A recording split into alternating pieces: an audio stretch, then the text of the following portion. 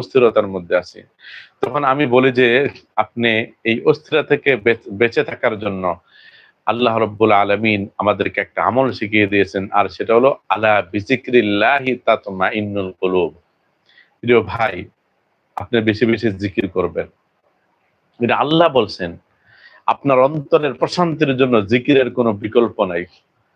আপনি লা ইলাহা ইল্লাল্লাহ, সুবহানাল্লাহ, আলহামদুলিল্লাহ, আল্লাহু আকবার এই জিকিরগুলি করেন। আল্লাহর মেহেরবানি দেখবেন আপনার অন্তর থেকে সকল রকমের অস্থিরতা, আপনার দিমাগ থেকে সকল রকমের দুশ্চিন্তা, দুর্ভাবনা দূর হয়ে যাবে। আপনি একেবারে প্রাউড ফিল করবেন। আপনি শান্তিতে দুনিয়াতে বসবাস করতে পারবেন।